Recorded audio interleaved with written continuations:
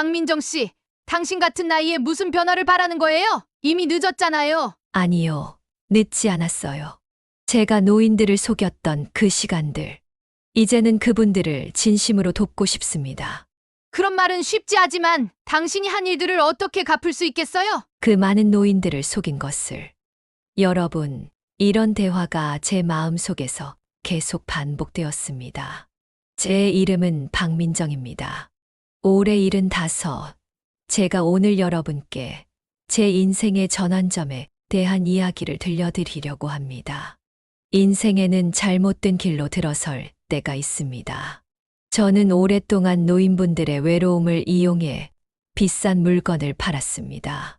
그 시간 동안 많은 돈을 벌었지만 마음속에는 후회와 아픔만 쌓였지요. 하지만 지금은 달라졌습니다. 인천 실버센터를 운영하며 노인분들에게 진심으로 도움을 드리고 있어요. 제가 어떻게 그 어두운 길에서 벗어났는지 말씀드리겠습니다. 김재호 선생님과의 만남, 최철수 기자의 도움, 그리고 제 자신과의 싸움까지. 이 모든 과정을 통해 저는 새로운 삶을 찾았습니다. 이 이야기를 통해 여러분은 두 가지를 얻으실 수 있습니다. 첫째, 나이가 많아도 새 출발을 할 수 있다는 희망입니다. 저는 60이 넘어서 인생의 가장 큰 변화를 겪었어요. 둘째, 누군가의 외로움을 이용하는 사기꾼들을 알아보는 방법입니다. 전화로 개인정보를 물어보거나 갑자기 찾아와 비싼 물건을 팔려는 사람들을 조심하세요. 여러분도 저처럼 인생에서 후회되는 선택을 하셨나요? 아니면 누군가에게 속아 상처받으신 적이 있으신가요? 그렇다면 오늘 제 이야기가 여러분께 작은 위로가 될 수 있을 것입니다. 이 채널 노년의 지혜는 우리 같은 노인들이 더 행복하고 안전하게 살 수 있도록 도와드립니다. 구독과 좋아요 눌러주세요. 여러분의 노후가 단단해질 지혜를 얻으실 수 있습니다. 자, 이제 제 이야기를 시작하겠습니다. 어릴 적 저는 꿈이 많았습니다. 하지만 가난한 집안 형편 때문에 대학에 가지 못했어요. 23세 결혼해서 아들을 낳았는데 남편은 술을 많이 마시고 돈을 벌지 않았습니다. 그때 저는 아이를 키우기 위해 어떤 일이든 해야 했어요. 친구의 소개로 술집에서 일하게 되었습니다. 처음엔 잠시만 할 생각이었어요. 하지만 돈을 많이 벌 수 있었고 아들에게 좋은 옷과 맛있는 음식을 사줄 수 있었습니다. 그렇게 20년이 흘렀어요. 그 사이 남편은 떠났고 저는 혼자 아들을 키웠습니다. 엄마는 무슨 일 하세요? 아들이 물을 때마다 저는 식당에서 일한다고 거짓말했어요. 아들이 저를 부끄러워할까 두려웠거든요. 아들을 위해서라고 생각했지만 지금 생각해보면 그건 핑계였는지도 모릅니다. 45이 되었을 때 문제가 생겼어요. 젊은 직원들이 들어오면서 저는 점점 설 자리를 잃었습니다. 손님들도 저보다 젊은 사람들을 찾았어요. 월급이 줄어들었고 결국 일자리를 잃었습니다. 다른 일을 찾으려 했지만 쉽지 않았어요. 저는 학교를 제대로 다니지 못했고 컴퓨터도 잘 몰랐습니다. 가진 기술이라곤 술을 따르고 손님을 접대하는 것뿐이었어요. 아들은 대학에 다니고 있었고 학비와 생활비가 많이 필요했습니다. 그때 옛 단골 손님이었던 최 사장이 찾아왔어요. 민정 씨, 나랑 같이 일하지 않을래? 노인들 상대로 하는 사업인데 당신 같은 사람이 필요해. 처음에는 거절했지만 집세가 밀리고 아들 학비를 내야 했기에 결국 수락했습니다. 최 사장의 사업은 노인들에게 비싼 건강식품과 침구를 파는 것이었어요. 저는 노인들의 집을 방문해 그들의 외로움을 이용했습니다. 어르신, 자녀분들은 찾아오시나요? 이 제품을 사시면 건강해져서 자녀분들이 걱정 안 하실 거예요. 그렇게 말하면서도 마음이 아팠습니다. 하지만 돈이 필요했어요. 아들이 대학을 졸업하고 취직할 때까지만 하자고 다짐했습니다. 그런데 습관이란 무서운 것이더군요. 아들이 취직하고 결혼한 후에도 저는 그 일을 계속했습니다. 어느 날 아들이 제 일을 알게 되었어요. 엄마, 어떻게 그런 일을 할 수 있어요? 그건 사기잖아요. 아들의 실망한 얼굴을 보며 처음으로 제 행동을 정면으로 마주했습니다. 부끄러움과 후회가 밀려왔어요. 그날 이후 아들은 저를 찾지 않았습니다. 명절에도 오지 않았어요. 저는 혼자가 되었고, 그제서야 제가 다른 노인들의 외로움을 이용하면서 정작 제 자신도 외롭게 되었다는 것을 깨달았습니다. 그래서 결심했어요. 이 일을 그만두고 새로운 삶을 시작하기로. 하지만 쉽지 않았습니다. 오랜 습관을 버리기란 정말 어려웠어요. 그때 인천으로 이사를 가기로 했습니다. 아무도 저를 모르는 곳에서 새 출발을 하고 싶었거든요. 인천에 도착한 첫날, 바다 냄새가 코끝을 스쳤습니다. 서울에서 멀지 않지만 완전히 다른 세상 같았어요. 작은 원룸을 구해 짐을 풀었습니다. 침대와 작은 탁자, 냉장고가 전부였지만 저에게는 새 삶의 시작이었습니다. 여기서는 정직하게 살자. 거울 속 제 모습에게 약속했어요. 저는 작은 분식집에서 일자리를 구했습니다. 주인 할머니는 친절했어요. 나이가 있어도 부지런하면 된다며 저를 받아주셨습니다. 아침 일찍부터 저녁 늦게까지 일했지만 마음은 편했어요. 정직한 돈을 벌고 있다는 생각에 행복했습니다. 하지만 현실은 녹록지 않았어요. 월급은 적었고 집세와 생활비를 내고 나면 남는 것이 거의 없었습니다. 약값도 부담스러웠어요. 나이가 들면서 무릎도 아프고 혈압약도 먹어야 했거든요. 가끔은 서울에서의 생활이 그리워질 때도 있었습니다. 그러던 어느 날 서울에서 함께 일했던 이지영이 찾아왔어요. 민정 씨, 잘 지내? 여기서 뭐 하고 살아? 지영이는 제가 하는 일을 듣고 놀라는 눈치였습니다. 그런 일에서 얼마나 버는데? 나랑 같이 일하자. 여기 인천에도 우리가 할 일이 많아. 처음에는 단호하게 거절했어요. 지영아, 나 이제 그런 일 안 해. 정직하게 살 거야. 지영이는 웃으며 말했습니다. 정직하게. 그래서 하루 종일 일하고 받는 게 그것뿐이야. 나이 들어서 병원비는 어떻게 낼 건데. 그 말이 가슴에 꽂혔습니다. 실제로 저는 병원에 갈 돈이 없어 약을 줄이고 있었거든요. 지영이는 계속 말했습니다. 우리가 하는 일이 나쁜 게 아니야. 그냥 외로운 노인들에게 관심을 주고 필요한 물건을 파는 거지. 여기 인천은 노인들이 많아. 특히 섬에 사는 노인들은 더 외롭고 도움이 필요해. 마음이 흔들렸습니다. 하지만 아들의 실망한 얼굴이 떠올랐어요. 미안해, 지영아. 나는 정말 그런 일 못해. 지영이는 명함을 내밀었습니다. 생각이 바뀌면 연락해. 인천 바다가 보이는 사무실이 있어. 월급도 지금보다 3배는 줄게. 지영이가 간 후 저는 오랫동안 생각했어요. 분식집 일은 힘들었고 무릎은 점점 더 아팠습니다. 그날 밤 비가 왔어요. 천장에서 물이 새기 시작했고 집주인에게 연락했지만 나중에 고치겠다는 말뿐이었습니다. 저는 그날 밤 양동이를 바치고 잠을 이루지 못했어요. 다음 날 분식집에서 일하다 그만 그릇을 떨어뜨렸습니다. 주인 할머니는 화를 내지 않았지만 저는 제 자신이 한심하게 느껴졌어요. 이렇게 살아서 뭐가 될까? 그날 저녁 지영이에게 전화를 걸었습니다. 지영아, 나 일 같이 할게. 지영이의 사무실은 정말 바다가 보이는 멋진 곳이었어요. 깨끗한 책상과 컴퓨터, 전화기가 있었습니다. 지영이는 일을 설명했어요. 우리는 XX 서비스라는 회사야. 노인들에게 필요한 물건을 판매하고 말동무도 해주지. 민정 씨는 노인들과 대화하는 걸 잘하잖아. 처음에는 단순한 전화 상담만 했습니다. 노인들에게 전화해서 안부를 묻고 필요한 것이 있는지 물었어요. 그러다 점차 직접 방문하는 일도 맡게 되었습니다. 특히 섬에 사는 노인들을 자주 찾아갔어요. 월급은 정말 새 배가 넘었습니다.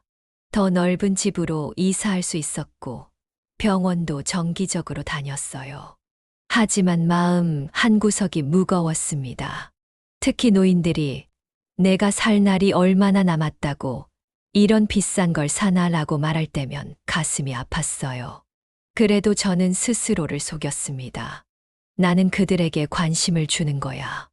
외로운 노인들에게 말동무가 되어주는 거야. 하지만 밤이면 양심의 가책으로 잠을 이루지 못할 때가 많았습니다. 새 출발을 하려 했는데 결국 같은 길로 돌아온 것 같아 슬펐어요. 그런데 인천에서의 생활이 계속되면서 저는 점점 노인들에게 진심으로 다가가기 시작했습니다. 단순히 물건을 팔기 위해서가 아니라 그들의 이야기를 듣고 싶어졌어요. 그들의 외로움이 제 외로움과 닮아 있다는 것을 느꼈기 때문입니다. 인천에서의 일이 익숙해지면서 저는 여러 노인분들을 만나게 되었어요. 처음에는 회사의 지시대로 움직였습니다. 어르신, 이 건강식품은 관절에 좋아요. 한 달만 드셔보세요. 이런 말을 하면서도 마음이 편치 않았어요. 그러던 어느 날 강화도에 사시는 김재호 선생님을 만났습니다. 80이 넘은 나이였지만 맑은 눈빛이 인상적이었어요. 저는 평소처럼 건강식품을 권했습니다. 그런데 김 선생님은 웃으시며 말씀하셨어요. 아가씨, 나한테 뭘 팔려고 그러는 건 알아. 하지만 오늘은 그냥 앉아서 이야기나 나눠요. 내가 차라도 한 잔 대접할게. 당황스러웠지만 저는 그의 제안을 받아들였어요. 김 선생님은 젊었을 때 선생님이셨다고 했습니다. 시골 학교에서 아이들을 가르치다가 은퇴하신 후 혼자 강화도에서 살고 계셨어요. 자녀들은 모두 외국에 나가 있어서 1년에 한 번 정도만 만난다고 하셨습니다. 외롭지 않으세요? 제가 물었어요. 처음엔 많이 외로웠지. 하지만 사람은 혼자 있는 법도 배워야 해. 내게는 책이 있고 바다가 있어. 그리고 가끔 너 같은 사람들이 찾아오고. 그 말에 부끄러워졌습니다. 저는 그를 돕기 위해서가 아니라 뭔가를 팔기 위해 왔으니까요. 그날 저는 아무것도 팔지 않고 돌아왔어요. 지영이는 화를 냈지만 저는 이상하게 마음이 편했습니다. 그 후로 저는 종종 김 선생님을 찾아갔어요. 때로는 회사 일로, 때로는 그냥 이야기를 나누기 위해서였죠. 선생님은 저에게 많은 이야기를 해주셨어요. 젊었을 때의 추억, 학생들과의 에피소드, 인생의 지혜까지. 저는 그의 이야기를 들으며 많은 것을 배웠습니다. 어느 날 용기를 내어 제 과거에 대해 이야기했어요. 술집에서 일했던 것, 노인들을 속여 물건을 팔았던 것, 아들과의 관계가 깨진 것까지. 김 선생님은 비난하지 않고 조용히 들어주셨습니다. 민정 씨, 사람은 누구나 실수를 해. 중요한 건 그 실수를 인정하고 바로잡으려는 마음이야. 그 말이 제 마음에 큰 위로가 되었어요.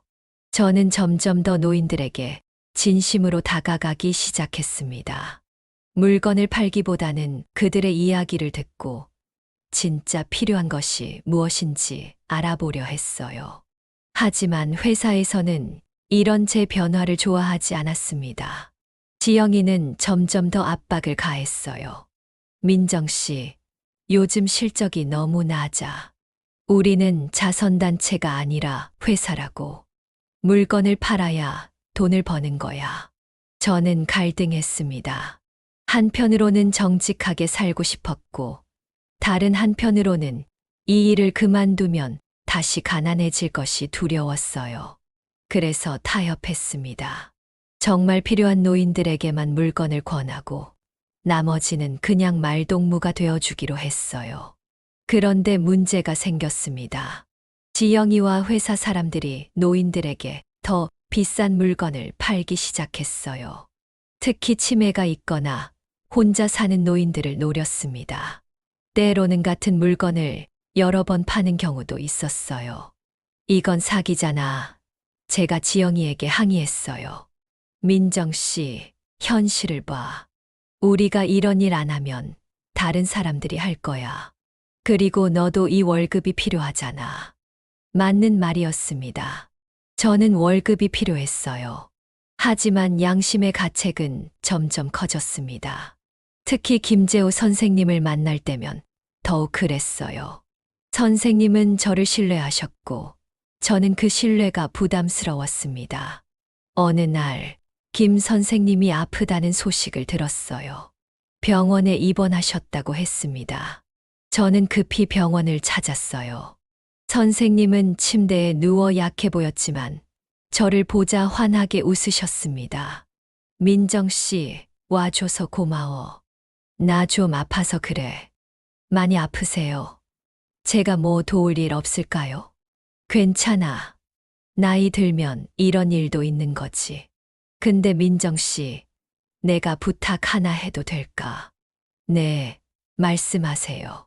최근에 내가 산 그 건강식품. 사실 너무 비싸서 부담돼. 환불 좀 해줄 수 있을까? 가슴이 찔렸습니다. 그 건강식품은 제가 권한 것이었어요. 정말 효과가 있다고 생각해서가 아니라 회사의 지시 때문에. 그때 저는 결심했습니다. 더 이상 이런 일을 할 수 없다고.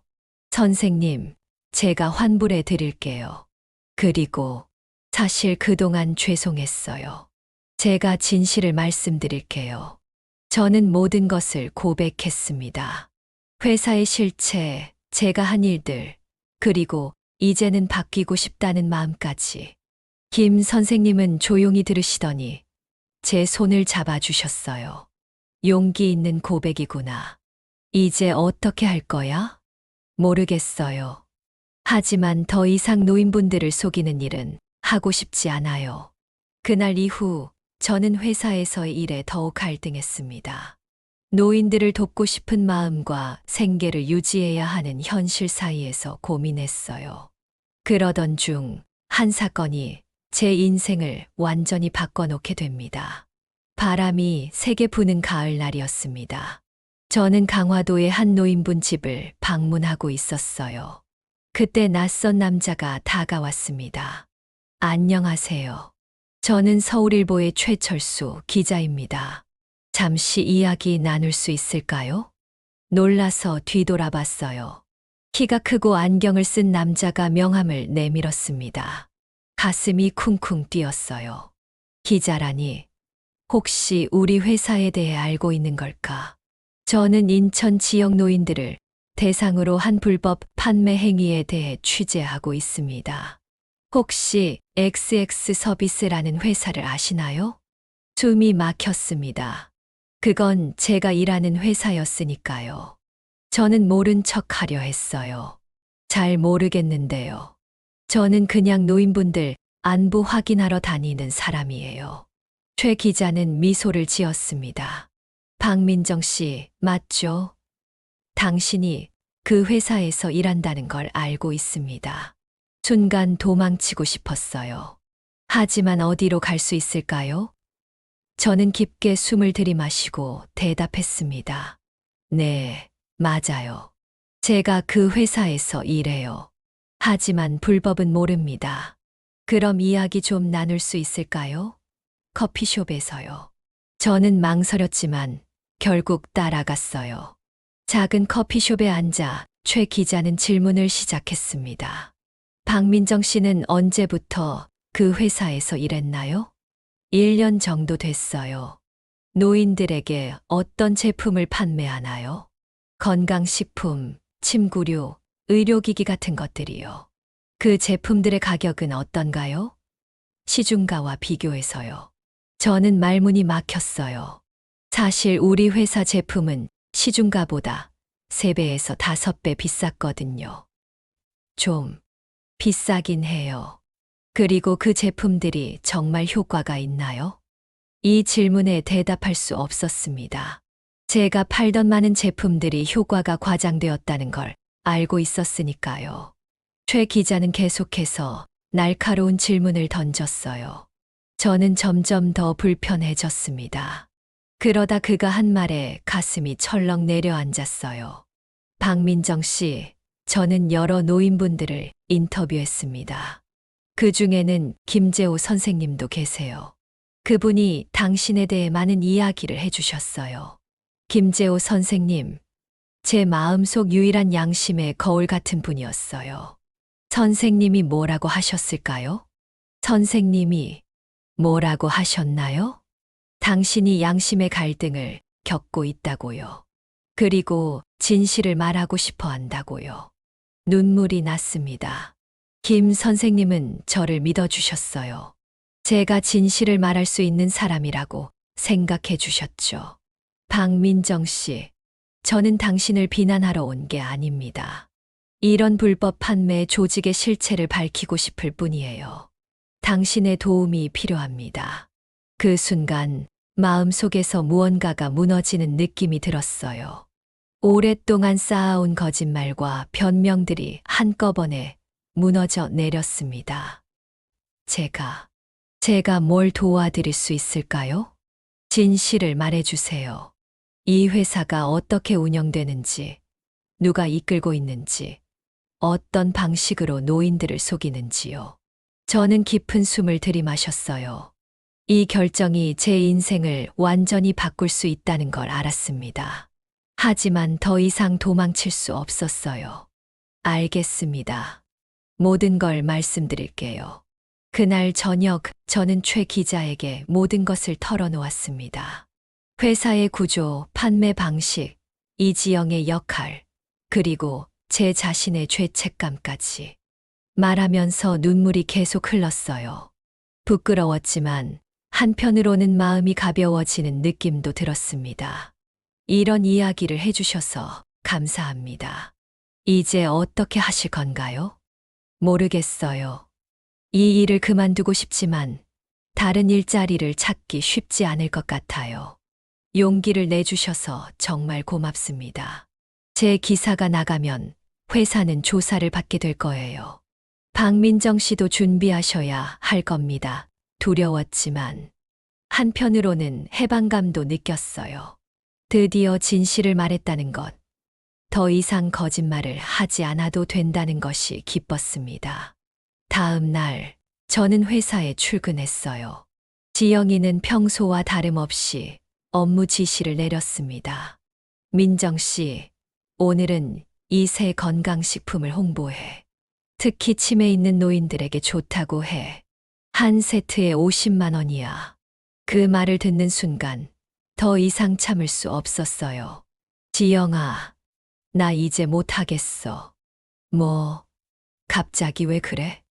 이건 사기야. 우리가 노인들을 속이고 있잖아. 나 이제 그만둘래.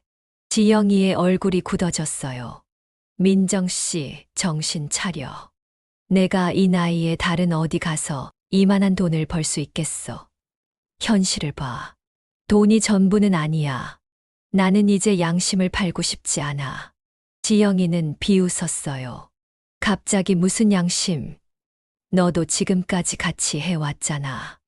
내가 팔아온 물건들, 내가 속여온 노인들 생각해봐. 가슴이 아팠습니다. 맞는 말이었으니까요. 하지만 이제는 달라지고 싶었어요. 맞아. 나도 잘못했어. 하지만 이제는 그만두려고 해. 그냥 가면 안 될 텐데. 너 우리 회사 비밀 다 알잖아. 그 말에 등골이 오싹했어요. 지영이의 눈빛이 달라졌거든요.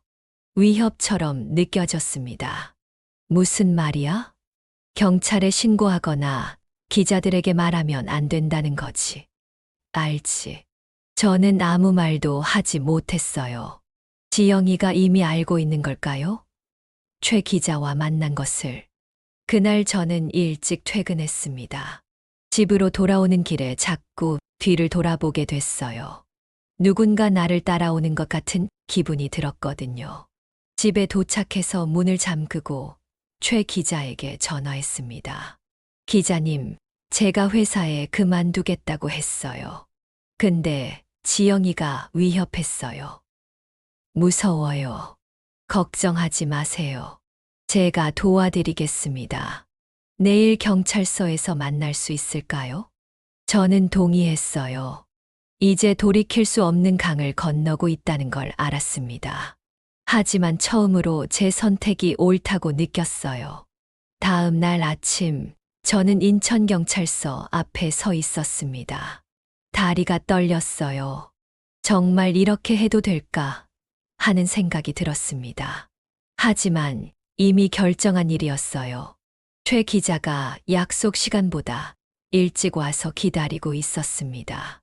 박민정 씨, 용기 내주셔서 감사합니다. 이건 쉬운 결정이 아니었을 거예요. 네, 많이 무서워요. 지영이가 가만히 있지 않을 것 같아서요. 걱정 마세요. 경찰이 보호해 줄 겁니다. 그리고 저도 곁에 있을게요. 경찰서 안으로 들어가자 한지원 형사가 우리를 맞이했습니다. 나이가 지긋한 여성 형사였어요. 따뜻한 미소로 저를 안심시켜 주었습니다. 박민정 씨 맞으시죠? 저는 이 사건을 담당할 한지원 형사입니다. 오늘 용기를 내주셔서 감사합니다. 조사실에 들어가서 저는 모든 것을 이야기했어요. 회사가 어떻게 노인들을 속이는지, 어떤 방식으로 비싼 물건을 팔아넘기는지, 이지영이 어떻게 회사를 운영하는지까지 말하는 내내 눈물이 났습니다. 제가 한 일들이 너무 부끄러웠거든요. 저도 같이 했어요. 저도 노인들을 속였어요. 저도 처벌받아야 해요. 한 형사는 고개를 끄덕였습니다. 정직하게 말씀해 주셔서 감사합니다. 박민정 씨의 증언은 매우 중요합니다. 법적으로는 자진 신고와 수사 협조가 감형 사유가 될 수 있어요. 감형 같은 건 바라지 않아요. 그냥 제가 한 일을 바로 잡고 싶어요. 박민정 씨, 지금부터가 중요합니다. 이지영과 회사 사람들은 박민정 씨가 경찰에 온 것을 알면 위험할 수 있어요. 당분간 안전한 곳에 머무르셔야 합니다. 두려웠지만 이미 돌아갈 수 없었어요. 저는 고개를 끄덕였습니다. 그리고 한 가지 더 부탁드릴 게 있습니다. 회사에 계속 출근하면서 증거를 더 모아주실 수 있을까요? 물론 위험하지 않은 선에서요.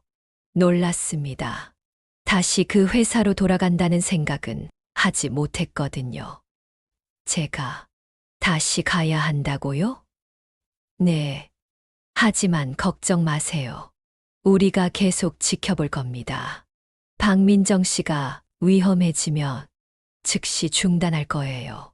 최 기자가 제 손을 잡아주었어요. 박민정 씨, 무리하실 필요 없습니다. 지금까지 해주신 것만으로도 충분해요. 저는 깊게 생각했습니다. 노인들을 속였던 제 잘못을 조금이라도 갚고 싶었어요. 그리고 다른 노인들이 더 피해를 입기 전에 이 회사를 멈춰야 했습니다. 알겠습니다. 할게요. 다음 날, 저는 떨리는 마음으로 회사에 출근했어요.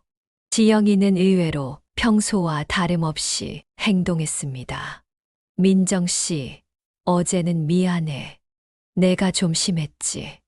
너무 스트레스 받지 마. 우리 오래된 친구잖아. 지영이의 태도 변화가 의심스러웠지만 저는 아무렇지 않은 척 했어요. 괜찮아. 나도 좀 예민했어. 그날부터 저는 조심스럽게 증거를 모으기 시작했습니다.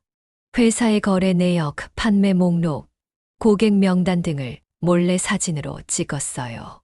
매일 밤 한 형사에게 그날 모은 증거를 전달했습니다. 일주일이 지났을 때 중요한 정보를 발견했어요. 이지영이 노인들에게 판매한 건강식품 중 일부에 허가받지 않은 성분이 들어있다는 것이었습니다. 이건 단순한 사기를 넘어 건강을 위협하는 범죄였어요. 그날 밤, 저는 급히 한 형사에게 연락했습니다. 형사님, 중요한 증거를 찾았어요. 이 회사가 판매하는 제품이 위험할 수 있어요. 박민정 씨, 정말 훌륭합니다. 이제 충분한 증거가 모였어요. 내일 당장 수사팀이 들어갈 겁니다. 오늘 밤은 회사에 가지 마세요. 안도의 한숨이 나왔어요. 드디어 끝나는구나 싶었습니다. 하지만 그날 밤 예상치 못한 일이 일어났어요. 집 초인종이 울렸습니다. 문을 열자 지영이가 서 있었어요. 민정아, 늦게 와서 미안해. 잠깐 이야기 좀 할 수 있을까? 가슴이 쿵쿵 뛰었습니다. 지영이가 뭔가 알고 있는 걸까요? 지영아, 이 시간에 웬일이야? 들어가도 될까? 망설이다가 결국 지영이를 들여보냈어요. 그녀는 주변을 둘러보더니 갑자기 표정이 달라졌습니다. 민정 씨, 당신 우리를 배신했어. 숨이 멎는 것 같았어요. 무슨 말이야? 경찰에 신고했지. 그리고 그 기자랑 만났고. 어떻게 알았어? 우리 회사에도 눈과 귀가 있어. 민정 씨, 당신 정말 큰 실수를 했어. 지영이가 가방에서 뭔가를 꺼내려 할 때 저는 본능적으로 소리쳤어요. 도와주세요. 누구 없어요? 그 순간 문이 열리며 경찰들이 들어왔습니다. 한 형사가 제일 앞에 있었어요. 이지영 씨, 당신을 사기 및 불법 의약품 판매 혐의로 체포합니다. 지영이의 얼굴이 하얗게 변했어요. 그녀는 저를 노려보며 말했습니다. 민정아, 넌 끝났어. 나만 잡혀가지 않을 거야. 너도 같이 했잖아. 한 형사가 지영이를 데리고 나갔고 저는 그 자리에 주저앉았어요. 몸이 떨렸습니다.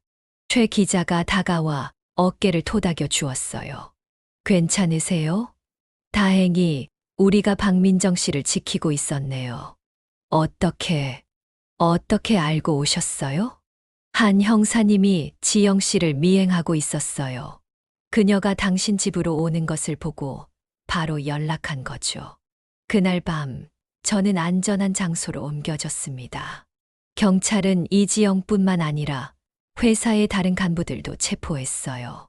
다음 날 신문에는 노인 대상 사기단 검거라는 제목의 기사가 실렸습니다. 최 기자의 기사였죠. 며칠 후 한 형사가 저를 찾아왔어요. 박민정 씨, 덕분에 많은 노인분들이 더 피해를 입지 않게 되었습니다. 감사합니다. 저도 같이 했는데요. 저도 처벌받아야 하지 않나요? 법적으로는 잦은 신고와 수사 협조로 많은 정상 참작이 될 겁니다. 하지만 재판은 받으셔야 해요. 알겠습니다. 제가 한 일의 책임을 지고 싶어요. 한 형사는 미소를 지었어요. 박민정 씨, 한 가지 제안이 있습니다. 노인 사기 예방 교육에 참여해 주실 수 있을까요? 당신의 경험이 다른 노인분들을 보호하는데 큰 도움이 될 것 같아요. 처음으로 제 경험이 누군가에게 도움이 될 수 있다는 생각에 가슴이 따뜻해졌습니다. 네, 기꺼이 하겠습니다. 그날 저는 김재호 선생님을 찾아갔어요. 선생님은 이미 뉴스를 통해 모든 것을 알고 계셨습니다. 민정 씨, 자랑스럽네요. 용기를 내서 진실을 말하다니. 선생님 덕분이에요. 선생님이 저를 믿어주셔서 저도 변할 수 있었어요. 아니야, 그건 민정 씨 자신의 힘이었어. 이제 어떻게 할 계획인가? 아직 모르겠어요. 하지만 더 이상 거짓말하며 살지 않을 거예요. 그리고 제가 한 일을 조금이라도 갚고 싶어요. 김 선생님은 따뜻하게 웃으셨어요. 그럼 함께 해보자. 내게도 좋은 생각이 있어. 그날의 대화가 제 인생의 새로운 장을 열게 될 줄은 그때는 몰랐습니다. 재판은 예상보다 빨리 끝났습니다. 제가 자진해서 신고하고 수사에 협조한 점이 인정되어 집행유예를 선고받았어요. 이지영과 다른 간부들은 실형을 선고받았습니다. 재판장은 저를 보며 말했어요. 박민정 씨, 비록 잘못된 일에 가담했지만 용기 있게 진실을 말한 점을 높이 평가합니다. 이제 새로운 삶을 시작하시길 바랍니다. 재판이 끝난 후 한지원 형사가 다가왔어요. 박민정 씨, 이제 어떻게 하실 계획인가요? 아직 구체적인 계획은 없어요. 하지만 노인분들에게 제가 한 일을 갚고 싶어요. 그 마음가짐이 중요합니다. 그리고 노인 사기 예방 교육 제안은 어떻게 생각하세요? 네, 꼭 하고 싶어요. 제 경험이 다른 분들에게 도움이 된다면 기꺼이 하겠습니다. 한 형사는 미소를 지었어요. 좋습니다. 다음 주부터 시작할 수 있을까요? 인천 지역 노인복지관에서 교육을 진행할 예정이에요. 그렇게 저는 노인 사기 예방 교육 강사가 되었습니다. 처음에는 많이 떨렸어요. 제가 한 일을 공개적으로 이야기하는 것이 부끄러웠거든요. 하지만 제 이야기를 들은 노인분들이 덕분에 조심할 수 있게 되었다고 말씀해 주실 때마다 보람을 느꼈습니다. 어느 날 김재호 선생님이 교육장을 찾아오셨어요. 민정 씨, 잘하고 있네. 내 생각에 이거보다 더 큰 일을 할 수 있을 것 같은데. 더 큰 일이요? 무슨 말씀이세요? 우리 인천에는 노인들을 위한 제대로 된 시설이 부족해. 특히 외로운 노인들이 함께 모여 이야기하고 배울 수 있는 곳 말이야. 맞아요. 제가 만났던 많은 노인분들이 외로움 때문에 사기꾼들의 말에 속았거든요. 그래서 말인데 우리가 그런 곳을 만들면 어떨까? 오 실버센터 같은 이름으로 말이야. 놀라웠어요, 선생님. 그런 센터를 만들려면 돈이 많이 필요할 텐데요. 걱정 마. 내가 평생 모은 돈이 있어. 그리고 지인들 중에 도움을 줄 수 있는 사람들도 있지. 김 선생님의 제안은 정말 매력적이었습니다. 하지만 저는 자신이 없었어요. 저는 그런 일을 할 수 있을까요? 저는 사기꾼이었는데. 과거는 과거야. 중요한 건 지금 내가 무엇을 하려고 하는가이지. 내 경험이 오히려 도움이 될 거야. 어떤 노인들이 외로운지, 어떤 도움이 필요한지 누구보다 잘 알잖아. 김 선생님의 말씀에 용기를 얻었어요. 그날부터 우리는 실버센터 계획을 세우기 시작했습니다. 한지원 형사도 큰 도움을 주었어요. 그녀는 인천시청과 연결해 주었고 노인 복지 프로그램에 대한 정보도 제공해 주었습니다. 최철수 기자는 센터 설립 소식을 기사로 써서 많은 사람들이 알게 해 주었어요. 박민정 씨, 이건 정말 좋은 일이에요. 노인분들께 실질적인 도움이 될 거예요. 최 기자의 응원에 더욱 힘이 났습니다. 하지만 쉬운 일은 아니었어요. 장소를 구하고 프로그램을 계획하고 필요한 허가를 받는 과정이 복잡했습니다. 때로는 포기하고 싶을 때도 있었어요. 그럴 때마다 김 선생님이 저를 격려해 주셨습니다. 민정 씨, 우리가 하는 일은 가치 있는 일이야. 포기하지 말자. 6개월의 준비 끝에 드디어 실버센터가 문을 열었습니다. 강화도 근처 바다가 보이는 작은 건물이었어요. 1층에는 카페와 모임 공간이, 2층에는 교육실과 상담실이 있었습니다. 개소식 날 많은 노인분들이 찾아오셨어요. 한 할머니가 제게 다가오셨습니다. 아가씨, 여기서 뭘 파는 거예요? 아니요, 할머니. 여기서는 아무것도 팔지 않아요. 그냥 오셔서 차 마시고 이야기 나누고 필요한 도움을 받으시면 돼요. 모두 무료예요. 할머니는 놀란 표정이셨어요. 정말요? 돈 안 받고? 네, 정말이에요. 할머니께서 편하게 쉬실 수 있는 곳이 되길 바랍니다. 할머니의 눈에 눈물이 고였어요. 고마워요, 아가씨. 나 요즘 너무 외로웠거든. 그 말을 들으니 제 눈에도 눈물이 났습니다. 이것이 제가 하고 싶었던 일이었어요. 노인분들의 외로움을 덜어드리는 것. 그들에게 진짜 도움이 되는 것. 센터는 빠르게 인천 노인들의 사랑방이 되었습니다. 매일 2030명의 노인분들이 찾아오셨어요. 우리는 다양한 프로그램을 운영했습니다. 건강 체크, 컴퓨터 교실, 노래 교실, 요리 수업 등이요.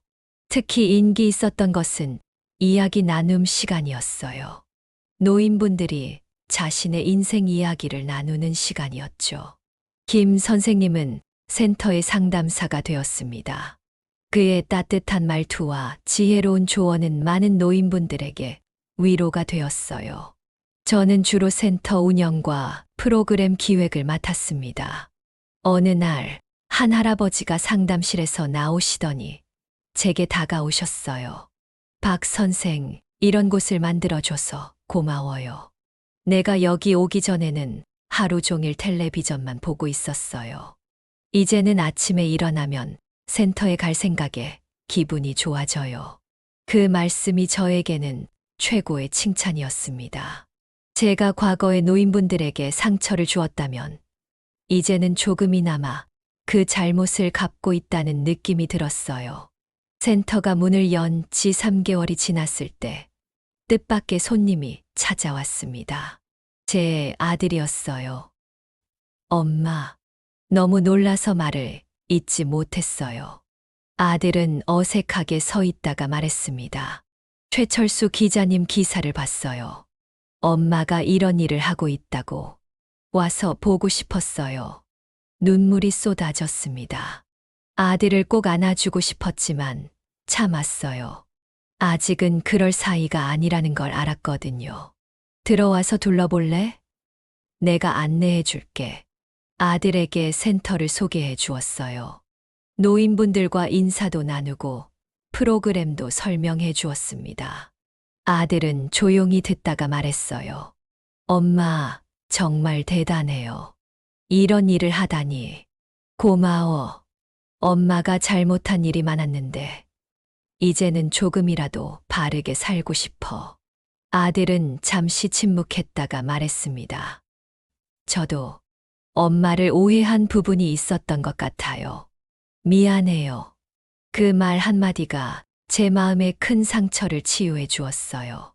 아들과의 관계가 완전히 회복되기까지는 시간이 더 필요하겠지만 첫 걸음을 뗀 것만으로도 행복했습니다. 센터는 점점 더 발전했어요. 인천시에서도 우리 활동을 인정해 주어 지원금을 받게 되었습니다.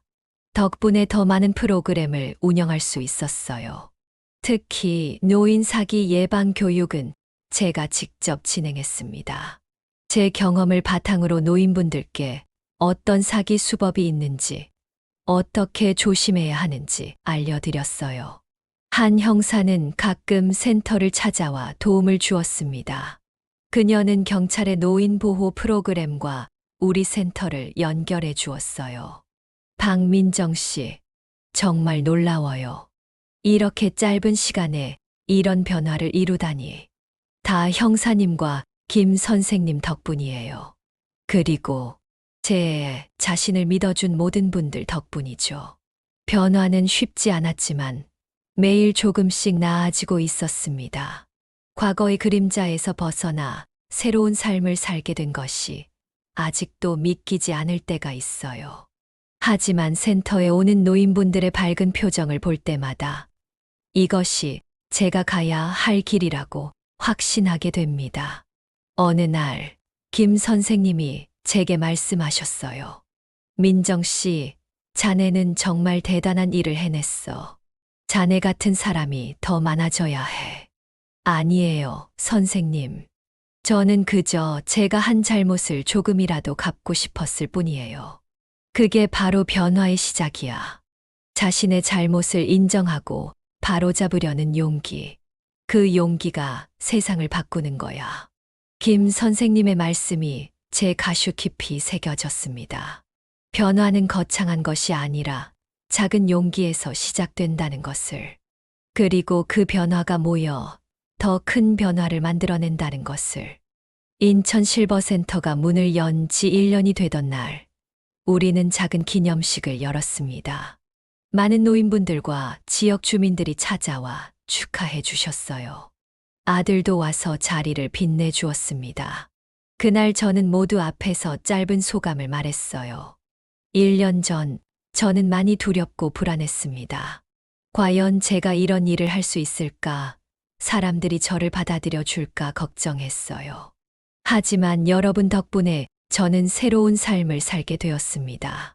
앞으로도 노인분들의 행복을 위해 최선을 다하겠습니다. 감사합니다. 박수 소리 속에서 저는 문득 깨달았어요. 인생은 언제든지 다시 시작할 수 있다는 것을. 그리고 진정한 행복은 다른 사람들에게 도움이 되는 삶을 살 때 온다는 것을. 실버센터가 문을 연 지 3년이 지났습니다. 처음에는 작은 공간으로 시작했지만 이제는 인천 지역 노인들의 중요한 쉼터가 되었어요. 매일 50명 이상의 노인분들이 센터를 찾아주십니다. 우리는 이제 인천시의 지원을 받는 노인복지시설이 되었어요. 제 삶도 많이 달라졌습니다. 예전에는 돈을 벌기 위해 노인들을 속였지만 이제는 그분들의 행복을 위해 일하고 있어요. 가장 큰 보람은 노인분들의 웃는 얼굴을 볼 때입니다. 민정 선생님, 내가 여기 오기 전에는 하루 종일 텔레비전만 보고 있었어요. 이제는 아침에 일어나면 센터에 갈 생각에 설레요. 이런 말씀을 들을 때마다 가슴이 따뜻해집니다. 제가 과거에 저지른 잘못을 조금이나마 갚고 있다는 느낌이 들어요. 센터에서는 다양한 프로그램을 운영하고 있습니다. 건강 체크, 요리 교실, 노래 교실, 컴퓨터 교실 등이 있어요. 특히 인기 있는 프로그램은 마음 나누기입니다. 노인분들이 모여 자신의 이야기를 나누는 시간이에요. 처음에는 말씀을 잘 안 하시던 분들도 이제는 자신의 인생 이야기를 기꺼이 나눠주십니다. 내가 젊었을 때는 말이야. 우리 아들이 어릴 때는, 내가 처음 서울에 왔을 때는, 이런 이야기들을 들으며 저는 많은 것을 배웁니다. 노인분들의 지혜와 경험은 정말 값진 보물이에요. 제가 젊은 시절에 이런 분들의 이야기를 들었더라면 아마 다른 선택을 했을지도 모릅니다. 센터의 가장 중요한 프로그램 중 하나는 노인 사기 예방 교육입니다. 제가 직접 진행하는 이 교육에서는 노인분들이 어떤 사기 수법을 조심해야 하는지 알려드려요. 제 경험을 바탕으로 실제 사례를 들려드리면 노인분들이 더 쉽게 이해하십니다. 전화로 어르신, 제가 오은행 직원인데요 라고 하면 절대 개인정보를 알려주시면 안 돼요. 갑자기 찾아와서 비싼 물건을 사라고 하면 꼭 가족이나 지인에게 물어보세요. 이런 교육을 통해 많은 노인분들이 사기를 당하지 않게 되었다는 이야기를 들을 때마다 뿌듯합니다. 한지원 형사님은 지금도 종종 센터를 방문해 주세요. 그녀는 이제 인천경찰서 노인보호팀장이 되었습니다. 우리는 함께 노인보호 프로그램을 개발하고 있어요. 박 선생님 덕분에 인천 지역 노인 대상 범죄가 30% 줄었대요. 정말 대단해요. 한 형사의 말씀에 부끄러워졌습니다. 아니에요. 저보다 경찰분들이 더 열심히 일하셔서 그래요. 아니에요. 박 선생님 같은 분이 현장에서 노인분들과 직접 소통하면서 교육하니까 효과가 더 큰 거예요. 최철수 기자도 우리 센터의 든든한 지원자가 되었습니다. 그는 정기적으로 센터 소식을 기사로 써주고 후원자들을 연결해 주었어요. 덕분에 센터는 재정적으로도 안정을 찾아가고 있습니다. 민정 씨, 이제 실버센터가 전국적인 모델이 되고 있어요. 다른 지역에서도 이런 센터를 만들고 싶다고 문의가 많이 와요. 최 기자의 말에 놀랐습니다. 저희 작은 센터가 다른 지역에도 영향을 미치고 있다니 믿기지 않았어요. 정말요? 그럼 다른 지역에도 이런 센터가 생길 수 있을까요? 물론이죠. 민정 씨가 도와주신다면 더 빨리 가능할 거예요. 그렇게 해서 저는 다른 지역 노인복지센터 설립을 돕는 일도 하게 되었습니다. 인천에서의 경험을 바탕으로 다른 지역 사람들에게 조언을 해주고, 때로는 직접 방문해서 도움을 주었어요. 제 아들과의 관계도 많이 좋아졌습니다. 처음에는 어색했지만, 이제는 한 달에 한 번씩 만나 식사를 하고 이야기를 나눕니다. 아들은 결혼을 해서 아내와 함께 서울에 살고 있어요. 얼마 전에는 기쁜 소식을 전해주었습니다. 엄마, 저 아빠 될 거예요. 아내가 임신했어요. 그 말을 들었을 때 눈물이 났습니다. 제가 할머니가 된다니 정말 꿈만 같았어요. 정말 축하해. 내가 정말 기뻐. 엄마, 아이가 태어나면 자주 보여드릴게요. 우리 아이에게 좋은 할머니가 되어주세요. 그 말에 가슴이 뭉클했습니다. 제가 좋은 할머니가 될 수 있을까요? 과거에 저는 좋은 어머니도 되지 못했는데, 하지만 이제는 달라졌어요. 더 나은 사람이 되기 위해 노력하고 있으니까요. 김재호 선생님은 여전히 센터의 중심입니다. 이제 80 중반의 나이지만 여전히 활기차게 센터를 이끌어 주세요. 그는 제게 인생의 스승이자 친구가 되었습니다. 민정 씨, 자네가 이 센터를 열 때 이렇게 성공할 줄 알았나? 아니요, 선생님. 제가 이런 일을 할 수 있을 거라고 생각도 못 했어요. 사람은 변할 수 있어. 자네가 그 증거야. 김 선생님과 저는 특별한 관계가 되었습니다. 처음에는 단순히 선생님과 제자 같은 관계였지만, 이제는 서로를 의지하는 동반자가 되었어요. 우리는 종종 바닷가를 산책하며 이야기를 나눕니다. 인생에 대해, 노인들의 행복에 대해, 그리고 우리의 미래에 대해.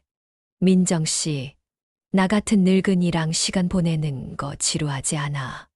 아니요, 선생님. 저는 선생님과 함께 있을 때가 가장 편해요. 어느 날, 김 선생님이 조심스럽게 물으셨습니다. 민정 씨, 우리 같이 살면 어떨까? 나이 들면 외로운 법인데 서로 의지하면 좋을 것 같아. 놀랐지만 마음 한구석에서는 기다리고 있던 제안 같았어요. 저도 혼자 사는 것이 외로웠거든요. 네, 선생님. 저도 그러고 싶어요. 그렇게 우리는 함께 살게 되었습니다. 결혼은 하지 않았지만 서로를 돌보고 의지하는 동반자가 되었어요. 김 선생님의 집은 바다가 보이는 작은 집이었습니다. 아침마다 바다를 보며 하루를 시작하는 것이 얼마나 행복한지 몰라요. 센터는 계속 성장했습니다. 이제는 직원도 10명이 넘고 자원봉사자도 20명 이상이에요. 우리는 노인분들을 위한 더 많은 프로그램을 개발하고 있습니다. 특히 최근에는 디지털 교육에 힘을 쏟고 있어요. 노인분들이 스마트폰과 컴퓨터를 쉽게 사용할 수 있도록 돕는 프로그램이죠. 민정 선생님, 이제 저도 카톡으로 손자랑 얼굴 보고 이야기할 수 있어요. 정말 고마워요. 이런 말씀을 들을 때마다 행복합니다. 작은 도움이 누군가의 삶을 크게 변화시킬 수 있다는 것을 깨닫게 되니까요. 어느 날 센터에 특별한 손님이 찾아왔습니다. 보건복지부 장관이었어요. 장관님은 우리 센터를 둘러보시고 매우 감명받은 표정이셨습니다. 박민정 선생님, 정말 훌륭한 일을 하고 계십니다. 이런 센터가 전국에 필요해요. 정부에서도 지원할 계획입니다. 그 말씀에 가슴이 벅차올랐습니다. 제가 시작한 작은 변화가 이렇게 큰 파도를 만들어내다니요. 감사합니다, 장관님. 저희는 그저 노인분들이 행복하게 지내실 수 있도록 돕고 싶었을 뿐이에요. 그 마음이 중요합니다. 박 선생님 같은 분들이 더 많아져야 해요. 장관님은 떠나시면서 전국 노인복지 프로그램 자문위원으로 저를 초대하셨어요. 처음에는 제가 그런 중요한 일을 할 수 있을지 걱정했지만 김 선생님의 격려로 수락했습니다. 민정 씨, 자네의 경험이 전국 노인들에게 도움이 될 수 있어. 용기를 내. 그렇게 저는 더 넓은 무대에서 일하게 되었습니다. 전국의 노인복지 정책에 조언을 하고 다른 지역의 센터 설립을 돕고 때로는 강연도 하게 되었어요. 처음에는 많이 떨렸지만 점점 자신감이 생겼습니다. 여러분, 저는 과거에 노인분들을 속이는 일을 했습니다. 하지만 지금은 그분들을 돕는 일을 하고 있어요. 사람은 언제든지 변할 수 있습니다. 중요한 것은 용기를 내는 것입니다. 이런 이야기를 할 때마다 많은 사람들이 공감해주고 응원해 주었어요. 제 과거가 부끄럽지만 그 경험이 오히려 다른 사람들에게 희망이 된다는 것을 알게 되었습니다. 이제 저는 68살이 되었습니다. 10년 전에는 상상도 못했던 삶을 살고 있어요. 과거에 저는 돈을 위해 살았지만 이제는 다른 사람들의 행복을 위해 살고 있습니다. 그리고 그 과정에서 제가 진정한 행복을 찾았어요. 김재호 선생님은 90이 넘으셨지만 여전히 지혜롭고 활기차십니다.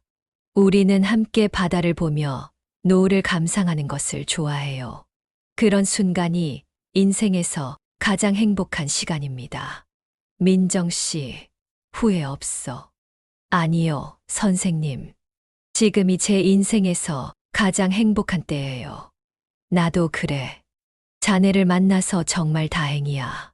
그렇게 저는 새로운 삶을 살고 있습니다. 과거의 실수를 인정하고 그것을 바로잡기 위해 노력하는 삶. 그리고 그 과정에서 찾은 진정한 행복. 이제 저는 알아요. 인생은 언제든지 다시 시작할 수 있다는 것을. 그리고 진정한 행복은 다른 사람들을 위해 살 때 찾아온다는 것을. 여러분, 저는 박민정입니다. 이제 75이 된 평범한 할머니지만 제 인생은 평범하지 않았습니다. 제가 지금까지 들려드린 이야기는 저의 진실한 고백이었습니다. 사람은 누구나 실수를 합니다. 저도 많은 실수를 했어요. 젊은 시절의 잘못된 선택, 노인분들의 외로움을 이용해 돈을 벌었던 시간들, 그리고 아들에게 거짓말했던 순간들까지. 하지만 더 중요한 것은 그 실수 이후에 우리가 어떤 선택을 하느냐입니다. 저는 다행히 변화할 용기를 얻었습니다. 김재호 선생님, 한지원 형사님, 최철수 기자님 같은 좋은 분들을 만났고 그분들의 도움으로 새로운 삶을 시작할 수 있었어요. 실버센터는 제 인생의 전환점이 되었습니다. 여러분도 지금 인생의 어려운 시간을 보내고 계신가요? 혹시 과거의 선택 때문에 후회하고 계신가요? 그렇다면 제 이야기가 조금이나마 위로가 되었으면 좋겠습니다. 나이는 단지 숫자에 불과합니다. 언제든지 새로운 시작을 할 수 있어요. 특히 우리 같은 노인들은 종종 이제 늦었다고 생각합니다. 하지만 그렇지 않아요. 제가 60이 넘어서 인생의 가장 큰 변화를 겪었듯이 여러분도 언제든지 변할 수 있습니다. 중요한 것은 용기입니다. 변화를 두려워하지 않는 용기, 과거의 실수를 인정하는 용기, 그리고 새로운 길을 걸어가는 용기. 요즘 노인들을 속이는 사기꾼들이 많다고 들었습니다. 제가 과거에 그런 사람이었기에 더 마음이 아픕니다.